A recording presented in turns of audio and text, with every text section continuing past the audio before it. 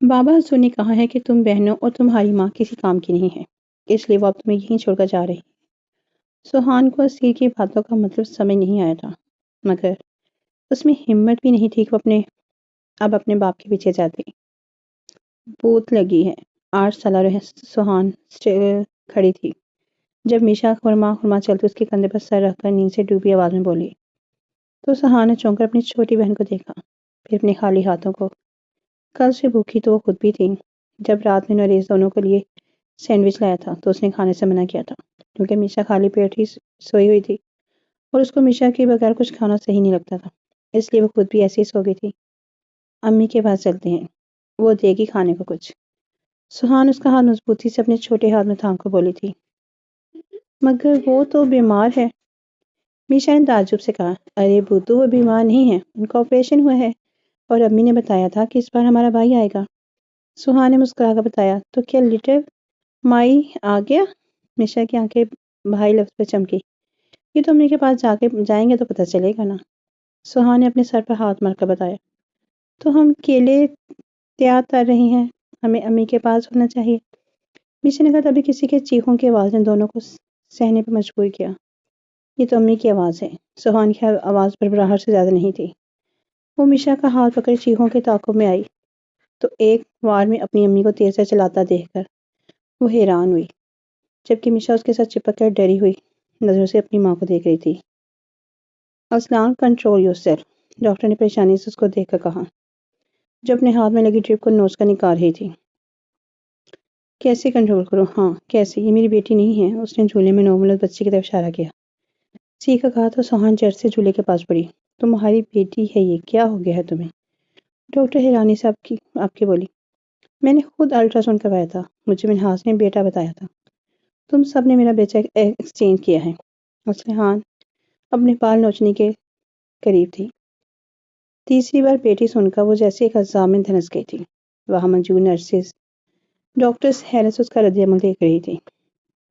امی نہیں، یہ ہماری بہن ہے، دیکھیں اس کی ٹھوری پہ تل ہے جیسی آپ کو ہے۔ سوہان اس بچی کے چہرے سے کمبل ہٹا کر اشتیاق سے بتانے لگی، مجھے بیٹا چاہیے ڈاکٹر، پلیز مجھے یہ نہیں چاہیے۔ میرے شوہر کو پتہ نہ لگے کہ مجھے بیٹی ہوئی ہے۔ آپ پلیز کسی کا بیٹا مجھے لا کر دے دو یا وہاں چھوڑ آئیں۔ اسلحان ہاتھ جوڑ کر اس سے بولی تو سب دھک دھک رہ گئے۔ میشا سوہان کے پاس آئی، اس نومن بچے کو دیکھنے لگی جس نے شور کی آواز سے سن کر اپنی آنکھیں کھولی تھی۔ کتنی پیاری ہے نا، سوہان نے پرجوش انداز میں کہہ کر اس بچی کا گال چوما تو اس نے رونا شروع کر دیا۔ روندو، میشا نے منہ کے زاویے بگاڑی اور پیچھے ہٹ گئی۔ اس کو بھوک لگی ہے شاید، ایک نرس نے کہا تو اسلحان نے نفرت سے سر جھٹکا۔ بیٹی اللہ کی رحمت ہوتی ہے، آپ کیوں نہ شکری بن رہی ہیں؟ آپ کو تو خوش ہونا چاہیے کہ اللہ آپ سے خوش ہے، کیونکہ اللہ جس سے خوش ہوتا ہے وہاں اپنی رحمت بھیجتا ہے۔ بیٹی کے صورت میں بیٹا یا بیٹی کے چکروں میں نہ پڑے، اولاد کی قدر ان سے جانیں جن کے پاس بیٹی یا بیٹا دونوں میں سے کوئی بھی نہیں ہے اور وہ سالوں سے اولاد کی نعمت سے ترس رہے ہیں۔ دوسری نرس کو اسلحان کی باتیں پسند نہیں آئی تو کہا، مگر اس کی باتوں کا اسلحان پہ کوئی اثر نہیں ہوا تھا۔ موم، اس کو بھوک لگی ہے، اس بار سوہان نے اس کو مخاطب کیا۔ بھاڑ میں جھونکو اس کو بھوکو۔ اسلحان چیخی تو سوہان نے سہم کر اس کو دیکھا، پھر افسردگی سے روتی ہوئی بچی کو۔ ڈاکٹر نے ایک طرح بڑی نظر اسلحان پر ڈالی، پھر پاس میں نرس سے کچھ کہا جس کو سن کر وہ سر کو جنبش لیتی کاٹ کی طرف بڑھی۔ کہاں لے جا رہی ہو میری بہن کو؟ نرس اس بچی کو اٹھانے والی تھی جب سوہان نے جلدی سے اپنے چھوٹے ہاتھوں سے گہرا اس بچی پر ڈال کیا۔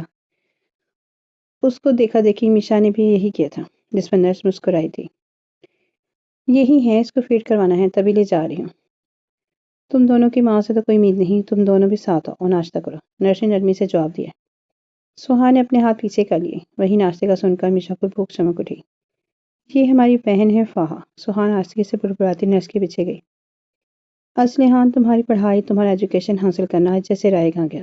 لیڈی ڈاکٹر نے نرس کے ساتھ بچے کو زیادہ دیکھ کر بعد میں اسلحان سے کہا جو اس کی دوست بھی تھی، میری تکلیف اندازہ نہیں سویرا، تمہیں کیا لگتا ہے میں خوشی خوشی سب کہہ رہی ہوں؟ نوریس نے مجھے وارن کیا تھا کہ اگر اپنے سسرال میں جگہ بنانی ہے تو ان کو بیٹا لینا ہوگا، ورنہ مجھ سے تعلق ختم کر دے گا، اور یہ میں ہرگز نہیں چاہوں گی۔ تمہیں پتہ ہے نوریس، کے لیے میں اپنے بھائی کا گھر چھوڑ رہا تھا، اگر میں اب جاؤں گی تو وہ اتنے سالوں کا مجھے قبول نہیں کریں گے۔ اس لیے زخمی لہجے میں بتانے لگی کہ کیسے قبول کریں گے وہ تمہیں؟ مرضی کے خلاف شادی کی تھی تم نے، اور نوریس کی بات بھی خوب کہی، بیٹا یا بیٹی یہ تو اللہ کے فیصلے ہیں، وہ چاہے جس کو بیٹا جس کو بیٹی، یہ تمہارے یا میرے ہاتھ میں نہیں۔ تم اچھا سوچو، نوریس سے بات کرو، اپنی معصوم بچی کا چہرہ دیکھو گے تو سارا غصہ، ساری فرسٹریشن ختم ہو جائے گی۔ بہت پیاری اور معصوم پری ہے، اور اتنی پیاری بچی سے کوئی بھی باپ منہ نہیں موڑ سکتا۔ نوریس تو بالکل بھی نہیں، وہ تو تمہارا عاشق ہے پکے والا۔ سویرا نے آخر میں اس کو چھیڑا تو اسلحان پہلی بار مسکرائی، اس کی باتوں سے اس کو کچھ ڈارس بنی تھی۔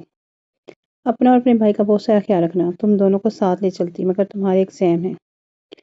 ثانیہ دورانی نے اپنے 10 سالہ بیٹے زوریس کی گال چوم کر محبت سے کہا، موم آپ آریان کو لے جا سکتی ہیں، اور پیپرز میرے ہیں، اس کے نہیں۔ زوریس بے حد سنجیدہ لہجے میں اپنے 8 سالہ بھائی آریان کی طرف اشارہ کیا، جو ٹی وی پر ویڈیو گیم کھیلنے میں مصروف تھا۔ چھوٹا ہے، سینسٹیو بھی ہے، تبھی ساتھ لے کے نہیں جا رہے، مگر تم نے کسی کو تنگ نہیں کرنا اور نہ کسی سے روٹ ہونا ہے۔ ثانیہ دورانی نے اس کی باتوں پر اس کے بالوں میں ہاتھ پھیر کر کہا۔ تبھی واش روم سے وجدان دورانی باہر آئے۔ سامان پیک کروا لیا؟ وجدان دورانی آریان کو گود میں اٹھائے اپنی بیوی سے پوچھا۔ جی، گاڑی میں بھی رکھوا لیا ہے، ثانیہ دورانی مسکرا کر بتایا۔ چیمپئن امتحانوں کی تیاری کیسی ہے؟ وجدان دورانی نے اس بار زوریس کو مخاطب کیا۔ بہت اچھی، زوریس نے جواب دیا۔ چلے بیگم، وجدان دورانی زوریس کے بالوں پہ ہاتھ پھیرتے ہوئے ثانیہ دورانی سے پوچھا۔ جی چلیں۔ ثانیہ دورانی اپنے 2 بیٹوں کو ایک بار پھر باری باری پیار کرتے ان کو جواب دینے لگی۔ خیریت ہے بیگم، دل نہیں چاہ رہا کیا؟ وجدان دورانی نے شرارت سے پوچھا۔ سچ کہوں تو جی، بالکل دل نہیں چاہ رہا ان دونوں کو یہ چھوڑ کر جانے کا۔ ثانیہ دورانی کے لہجے میں اداسی تھی۔ ہم کوشش کرتے ہیں جلدی واپس آنے کی، آپ آئیں۔ انہوں نے مسکرا کر ثانیہ بیگم کو اپنے سار میں لیا۔ ٹھیک ہے بچہ لوگ، اپنا خیال رکھنا، اور کسی بھی تائی جان یا تایا جان یا ان میں سے کسی کے بچوں سے لڑائی وغیرہ نہ کرنا۔ وجدان نے جاتے ہوئے ایک بار پھر ان سے کہا، آپ سی سی ٹی وی کیمرہ ہماری گردنوں پہ چسپا دیں۔ آریان نے بڑی معصومیت سے کہا، جس پر وجدان اور ثانیہ ہنس پڑے۔ وقت آیا تو ایسا بھی کروں گا، ابھی ہم چلتے ہیں، وجدان نے کہا اور ثانیہ کو لے کر باہر آئے۔ السلام علیکم بھابھی۔ وہ لوگ باہر آئے تو وجدان کی نظر اپنے بڑے بھائی کی بیوی پر پڑی تو سلام کیا۔ وعلیکم السلام، انہوں نے لیے دے انداز میں سلام کیا۔ ہمیں کسی ضروری کام سے لاہور جانا پڑا ہے، تو آپ پلیز زوریس اور آریان کی تھوڑی بہت دیکھ بھال کر لیجیے گا۔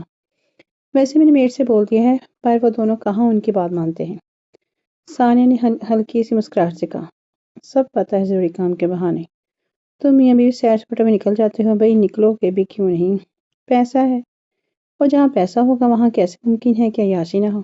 پر تم دونوں نے اپنی اولادوں کو ساتھ لے کر جایا کرو، خواہ ہمارے سروں میں درد پڑ جاتا ہے۔ وجدان کی بھابھی نصرت کو جیسے موقع مل گیا تھا ان کو سنانے کا۔ بھابھی، اگر ہمیں سیر سپاٹے میں جانا ہوگا تو ہم یہ چھپائیں گے نہیں اور اپنے دونوں بیٹوں کو ساتھ لے کر جائیں گے، مگر بات یہ ہے کہ ہمیں بزنس میٹنگ میں جانا پڑ رہا ہے، وجدان نے سنجیدگی سے کہا، اور ثانیہ کو اپنے پیچھے آنے کا اشارہ کیا تو ایک نظر نصرت پر ڈالتی ان کے پیچھے گئی۔ سچ کہوں تو میرے بس میں ہو تو زوریس اور آریان کو ان کی نانی کی طرف چھوڑو، مگر ان دونوں وہ بھی سمر ویکیشن کی چھٹیوں پر گئے ہیں۔ ثانیہ وجدان کے ساتھ پورچ میں آتی ان سے بولی، دل چھوٹا نہیں کرو، نصرت بھابھی زبان کی کڑوی ہے، مگر دیکھنا ہمارے بچوں کا بہت خیال رکھے گی۔ وجدان ان کو تسلی کروائی تو فقط سر ہلانے لگی۔ عمیر دورانی نے 2 شادیاں کی ہوئی تھیں، جس میں پہلی بیوی میں ان کا ایک بیٹا تھا، وجدان دورانی تھا، تو دوسری بیوی جو پہلی بیوی کے مرنے پر انہوں نے اپنے والدین کے دباؤ میں کی تھی، ان میں سے ان کے پہلے ایک بیٹی اور 2 بیٹے تھے۔ بیٹی کا نام ازکا تھا اور بیٹے کا نام کمال تھا، تو دوسرے کا نام جمال تھا۔ ازکا اپنی شادی کے بعد لندن چلی گئی تھی، تبھی اپنے شوہر کے ساتھ باقی وہ تینوں بھائی ایک ساتھ رہا کرتے تھے۔ وجدان دورانی بڑے تھے تو انہوں نے ہمیشہ بڑے پن کا مظاہرہ کیا تھا۔ صدی اور سوتیلے کا فرق انہوں نے کبھی درمیان میں لانے نہیں دیا تھا، مگر ان کے بھائیوں کی سوچ ان سے ہر درجہ مختلف تھی۔ نہیں، یہ جھوٹ ہے۔ اسلحان حق تک سے اپنے ہاتھوں میں موجود لیٹر کو دیکھ رہی تھی، جس میں نوریس نے صاف لفظوں میں کہا تھا کہ اب ان دونوں کا آپس میں کوئی رشتہ نہیں، اس کو طلاق نہیں دے گا، مگر ساتھ رکھے گا بھی نہیں۔ اس کو بیٹا چاہیے تھا، بیٹیاں نہیں۔ اسلحان حوصلہ رکھو، ڈاکٹر سویرا نے تعصب سے اسے دیکھا، جس نے اپنی حالت بگاڑ لی تھی۔ حوصلہ؟ سچ میں سویرا، اتنا سب کچھ ہونے کے بعد بھی تم چاہتی ہو کہ میں حوصلہ رکھوں؟ وہ نوریز جو میری محبت کا دعوے دار تھا، جس نے میرے ساتھ جینے مرنے کی قسمیں اٹھائی تھی، وہ مجھے محض اس وجہ سے چھوڑ چکا ہے کیونکہ میں نے تینوں بیٹیوں کو جنم دیا ہے۔ اسلحہ نے بے یقین نظر سے اس کو دیکھ کر بولی تھی، اب کیا ہو سکتا ہے سویرا؟ بہت پریشان تھی۔ میں جاؤں گی نوریز کے پاس، اس کو اپنے فیصلے کے بارے میں ایک بار پھر سوچنا چاہیے۔ اسلحہ نے ایک نتیجے پر پہنچ کر بولی، اس نے تمہیں طلاق کے پیپر بھیجے ہیں، پھر کیا رہتا ہے بات کرنے کے لیے؟ تم ذرا ہوش کی نہ ہو لو۔ سویرا نے اس کو سمجھانا چاہا مگر اسلحہ اس وقت کچھ بھی سوچنے اور سمجھنے کی پوزیشن میں تھی کہاں۔ وہ مجھے چھوڑ نہیں سکتا، اس کی بچیوں کی ماں ہوں اور وہ جانتا ہے میرا اس کے علاوہ کوئی نہیں۔ اسلحہ نے حسیاتی انداز میں چلائی تھی، چھوڑنے کی وجہ یہ بچیاں ہیں، اور وہ سب جانتا ہے کہ اس کے باوجود تمہیں چھوڑنے کا فیصلہ کر چکا ہے، سویرا نے جیسے جتایا تھا، جبکہ اس کی باتیں سن کر اسلحہ کچھ بول ہی نہیں پائی تھی۔ آریان کھانا کھا لو۔ میڈ ان دونوں کے لیے کھانا لائی تو زبیر نے چلتے آریان سے کہا، جس کا بس نہیں چلتا کہ رات کے وقت سونے کے بجائے نیو گیم شروع کر لیتا۔ آتا ہوں۔ آریان بال کو کیک مارتا زوریز کی طرف آیا تھا۔ صدف آپا۔ زبیر نے میڈ کو جاتا دیکھا تو اس کو آواز دی، جی زوریز بابا۔ وہ فوراً سے اس کی طرف متوجہ ہوئی، موم ڈیڈ کا نمبر تو ڈائل کر کے دیں، زوریز نے کہا تو سر اسباب میں لاتی کمرے میں موجود سیل فون کی طرف آتی اور وردان دورانی کا نمبر ڈائل کرنے کی، جو تیسری بیل پر ریسیو ہوا۔ سلام صاحب۔ امیر صدر نے اتنا ہی کہا تھا کہ دوسری طرف جو اس کی خبریں سنائی دی تھی اس پر وہ بے ساختہ اپنے سینے پر ہاتھ رکھتی زبیر کو دیکھنے لگی، جو نوالا بناتا آریان کو کھانا کھلا رہا تھا، مگر نظریں اس پر جمی ہوئی تھی۔ کیا ہوا؟ زوریز نے اس کی اڑی رنگت دیکھی تو پوچھا۔ صدر بس رونے لگی، جس پر آریان نے بھی گردن مڑ کر پوچھا۔ بیگم اور صاحب کا پوری طرح سے ایکسیڈنٹ ہو گیا ہے، ان کو ہاسپٹل لے گئے تھے، کار اٹھانے والا پولیس والا تھا، صدر نے روتے ہوئے بتایا۔ تو تسلا زوریز اپنی پوری آنکھیں پھاڑے اس کو دیکھنے لگا، جو رونے میں مشغول تھی کیونکہ ثانیہ دورانی کا اس کا خیال اپنی چھوٹی بہن کی طرح رکھتی تھی۔ کبھی اس کو گھر کی ملازمہ نہیں سمجھا تھا۔ آریان جو پہلے کھانا کھا رہا تھا، صدف کو پہلے روتا ہوا اور پھر جب زوریز کے ایسے تاثر دیکھے تو اس نے گلا پھاڑ کر رونا شروع کر دیا تھا، جبکہ دل کی دھڑکن بے ترتیب اور آنکھوں میں نمی زوریز کی بھی آئی تھی۔ موم، فہا کو بھوک لگی ہے شاید، سوہان نے گاڑی میں بیٹھی اسلحہ سے کہا، تو اس نے جن نظر سے سوہان کو دیکھا وہ بیچاری سر جھکانے میں مجبور ہو گئی، مگر جس طرح وہ معصوم کلی رو رہی تھی ویسے مجھ کو بھی رونا آ رہا تھا۔ یہ کھلاؤ۔ میشا جو چاکلیٹ کھا رہی تھی وہ سوہان کی طرف بڑھی، اتنی چھوٹی ہے یہ۔ سوہان نے تاثر اس کو دیکھا تو میشا نے کندھے اچکائے، مگر فہا کے رونے کا سلسلہ ختم نہیں ہوا تو اب تو بیک ویو مرر سے ڈرائیور بھی کافی حیرانگی سے اسلحہ کو دیکھ رہا تھا، جس کے کان میں جو تک نہیں پڑی تھی۔ فہا کو بھی سوہان کی گود میں بٹھایا ہوا تھا، جس کے بعد اپنے بازو سن ہو گئے تھے۔ آگے کا راستہ کچا ہے میڈم، ایک جگہ پر گاڑی روک کر ڈرائیور نے اس سے کہا تو اسلحہ گاڑی سے اتری۔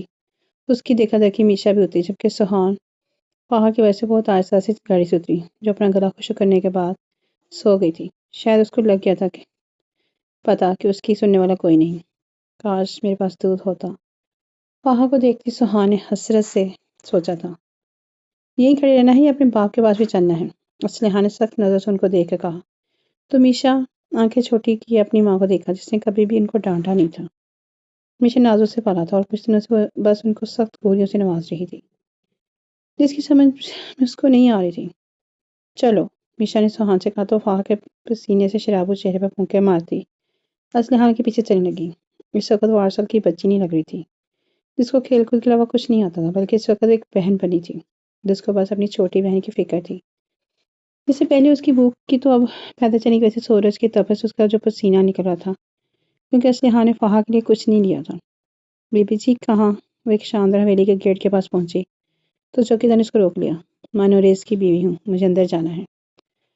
اسلحہ نے اس کو دیکھتے ہوئے بتانے لگی، آپ لوگوں کا جانا ممکن نہیں، جائیں واپس، ہمیں منع کیا ہوا ہے۔ چوکیدار نے کہا تو اسلحہ حق تک سے اس کو دیکھنے لگی۔ ایسے کیسے منع کیا ہوا ہے؟ میں اس کی بیوی ہوں، یہ اس کی بچیاں ہیں، سامنے سے ہٹو، مجھے اندر جانا ہے۔ اسلحہ نے اس بار اپنا لہجہ سخت بنایا، دیکھیں ہمیں جو حکم ملا ہمیں وہ کریں گے، آپ جائیں۔ چوکیدار بد لہجے سے وہ تو اس کو دھکا دینے لگا تو اسلحہ نے خود کو تو گرنے سے بچا لیا تھا، مگر اس کے پیچھے کھڑی میشا بری طریقے سے گری تھی اور وہیں بیٹھ کر اس نے رونا شروع کر دیا، مگر اسلحہ نے اس کو دیکھنے کے بجائے زور زبردستی کر کے گیٹ کراس کر گئی تھی۔ میشا اٹھو، ہمت کرو۔ سوہان فہا کو سنبھالتی پریشانی سے اس کو دیکھنے لگی، جس کے کہنے پر مزید رونا شروع ہو گئی تھی۔ تو سوہان نے آہستہ سے جھک کر فہا کو نیچے سے لٹایا اور خود اس کی طرف آئی۔ مجھے دکھاؤ کیا ہوا ہے۔ سہان نے اپنے چھوٹے ہاتھوں سے اس کا پاؤں اپنی طرف کیا۔ موم تندی۔ میشا بابا الفاظ دہراتی رونا شروع کر گئی تھی اور اس کی شور سے فہا نے بھی دوبارہ رونا شروع کیا۔ تو سہان نے روحان سی نظر اس کو دیکھا تھا، پھر خالی گیٹ کو۔ اب تو اس کا بھی دل شدت سے چاہ رہا تھا رونے کو، پر اگر وہ روتی تو ان دونوں کو کون سنبھالتا۔ میشو یار رونا تو بند کرو، میں تمہیں دیکھوں یہ فہا کو۔ سہان پریشانی سے اس کو دیکھ کر ملتجی لہجے میں بولی، جس سے رو رو کو اپنے چہرے کی رنگت لال کرتی تھی۔ اوہو تم لوگ پھر سے آ گئے۔ اسیر فٹ بال ہاتھ میں لیتا حویلی میں داخل ہونے لگا تھا۔ اس کی نظر ان پر گئی، ہونٹوں کو گوشت دیتا پوچھنے لگا۔ تو سہان نے بس ایک نظر اس پر ڈالی، جس پر اسی نے زور سے بال زمین پر مارے۔ پھر اچانک اس کی نظر نیچے لیٹی ہوئی فہا پر گئی، جو گلا پھاڑ پھاڑ کر رو رہی تھی۔ اس کو دیکھ کر اسی نے کانوں میں انگلی ٹھونسی اور منہ کے زاویے بکھارتا اس کو دیکھ لگا۔ تو یہ ہے منحوس؟ اسی نے فہا کو دیکھ کر سہان سے پوچھا، جس نے روتے ہوئی میشا کو اپنے ساتھ لگایا ہوا تھا۔ یہ فہا ہے میری بہن۔ ویسے یہ منحوس کیا ہوتا ہے؟ سہان نے بتانے کے بعد نہ سمجھی سے اس کو دیکھ کر پوچھا۔ ہمیں نہیں پتا، ابازو نے کہا تھا یہ منحوس ہے، اور تم بیٹیاں ہو یعنی کسی کام کی نہیں، جبھی تو ہمیں سب نے تم لوگ کو ہاسپٹل میں چھوڑ دیا۔ اسی نے شانے اچکائے جواب دیا۔ تم فہا کو اٹھاؤ نہ، شاید یہ رونا بند کرے، گرمی بھی کتنی ہے۔ سہان کو اس کی باتیں سمجھ نہیں آئی، جبھی فہا کو دیکھ کر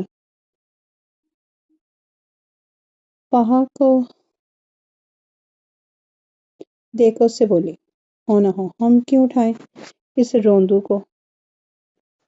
ہم نے تو کبھی روتی ہوئی لالی کو نہیں اٹھایا، یہ تو پھر اس سے بھی چھوٹی ہے۔ اگر ہماری گود سے گرور گئی تو کام کا الزام ہم پر آئے گا۔ اسیر اپنا سر نفی ملاتا اس کی بات پر انکاری ہوا۔ تم اٹھاؤ گے تو چپ ہو جائے گی، میں تو ہمیشہ کی وجہ سے اس کے پاس نہیں آ رہی۔ سہان نے وجہ بتائی تو اسیر کشمکش میں مبتلا ہوتا نظریں نیچے کیے فہا کو دیکھنے لگا۔ میشا کو کیا ہوا ہے؟ اسیر جانے کیوں فہا کی گود میں اٹھانے سے ڈر رہا تھا۔ گر گئی ہے مگر یہ اب خود اٹھے گی۔ اٹھو میشا۔ سہان کو اسیر کا یوں فہا سے گریز پسند نہیں آیا تھا، تبھی سنجیدگی سے میشا سے بولی، درد نہیں ہو رہا، درد، اٹھو ہمیں امی کے پاس جانا ہے۔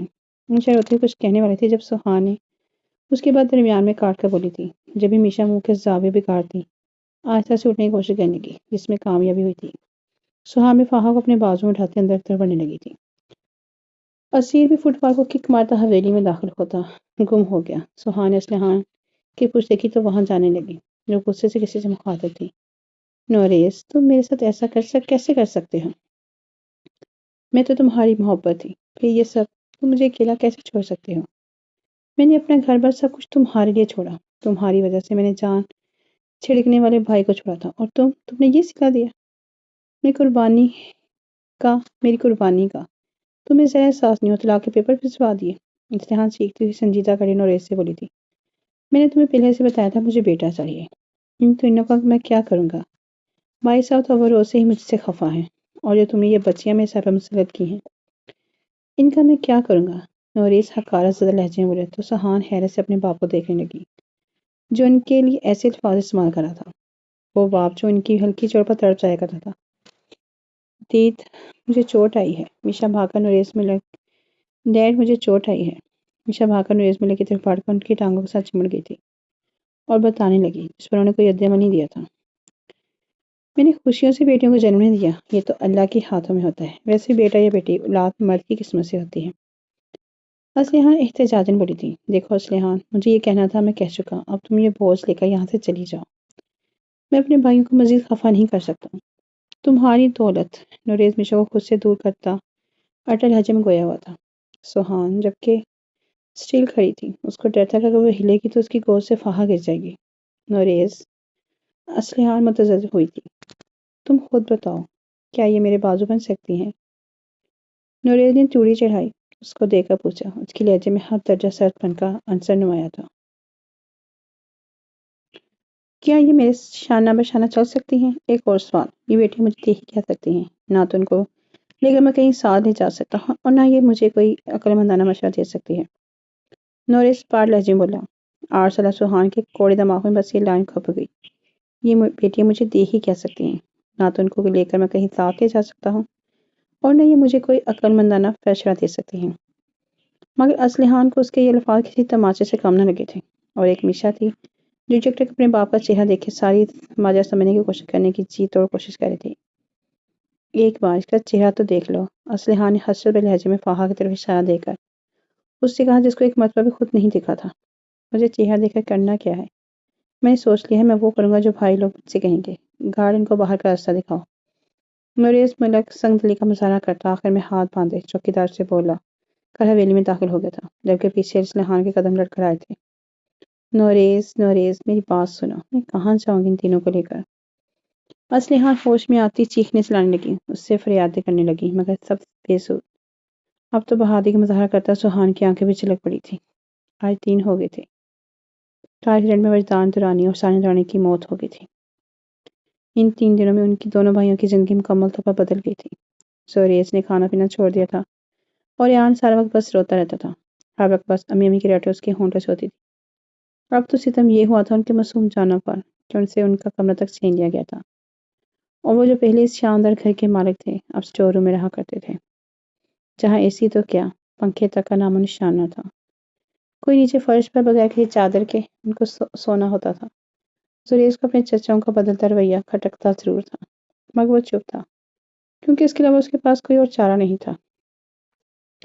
ان دونوں کی مثال جہاں سونے کا چمچ ہاتھ میں لیے پیدا ہونے والے بچوں کی ہوا کرتی تھی، مگر ان کی حالت کوارٹر میں موجود میڈ کے بچوں سے بھی زیادہ بری تھی۔ دوسرا ان کا سننے والا بھی نہیں تھا۔ صدف کو بھی ان لوگوں نے کام سے نکال دیا تھا، اور ثانیہ کے گھر والے یورپ کے رہائشی تھے جانے کی وجہ سے پاکستان نہیں آ پائے تھے۔ سرمد یہ تمہاری گاڑی ہے اور فراز یہ تمہاری بال ہے۔ جمال صاحب ڈھیر سارے کھلونے لائے، اپنے بچوں کو تقسیم کرنے میں مصروف تھے، جب آریان جو باہر سے آ رہا تھا وہ بھی وہیں رک گیا۔ اس خیال تھا کہ شاید اس کے چچا اس کے لیے کچھ لائے ہوں۔ آریان اندر آؤ، کچھ کھا لو، زوری نے سنجیدگی سے اس کو دیکھ کر کہا، جو حسرت سے ان کھلونوں کو دیکھ رہا تھا، جہاں پہلے اس کے منہ سے نکلنے والی ہر خواہش کو پورا کیا جاتا تھا۔ آج وہ بچہ ہر چیز کو ترستی ہوئی حسرت بھری نگاہوں سے دیکھ رہا تھا۔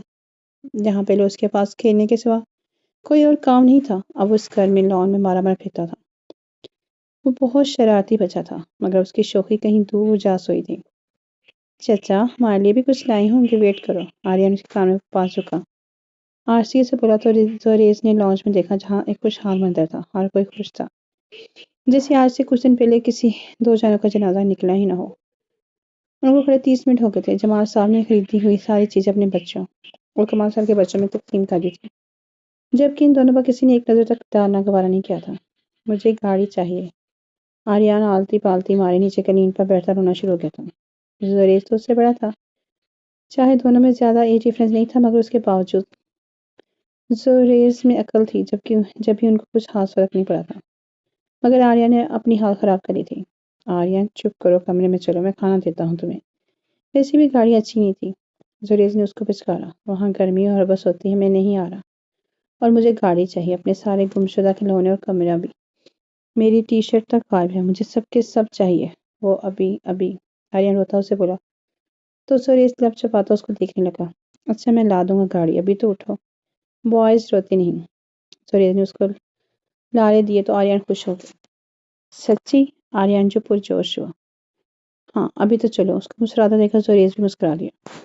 فریج کیوں لاک ہے؟ زوریز آریان کو اپنی اور اس کے مشترکہ کمرے میں چھوڑ کر کچن میں آیا تو فریج کھولنے لگا تھا، مگر فریج لاک دیکھ کر وہ ناسمجھی سے اپنی چچی کے پاس آیا تھا۔ کیونکہ میں نے لاک لگوایا ہے، دوسرے نے بتایا۔ آپ نے لاک کیوں لگوایا ہے؟ زوریز نے سنجیدگی سے پوچھا۔ میرا گھر میری مرضی۔ دوسرے نے اس کو گھورا۔ آریان کو بھوک لگی ہے، سارا دن ویسے بھی اس نے کچھ کھایا پیا نہیں، اب پلیز فریج کی لاک کھلوائیں۔ زوریز نے سنجیدگی سے ان کو دیکھ کر کہا تو نصرت بیگم نے میڈ کو آواز دی، جو فوراً سے حاضر ہوئی تھی۔ جی بیگم صاحبہ۔ وہ مدھم انداز میں پوچھنے لگی، صبح جو سلائس اور بریڈ ایکسٹرا بچے تھے اس کو دو۔ نصرت بیگم نے کہا تو زوریز چونک کر ان کو دیکھنے لگا۔ آپ جانتی ہیں آریان، موم ڈیڈ کے علاوہ کسی اور کا جھوٹا نہیں کھاتا، اور رات کے وقت سلائس اور بریڈ کون کھاتا ہے؟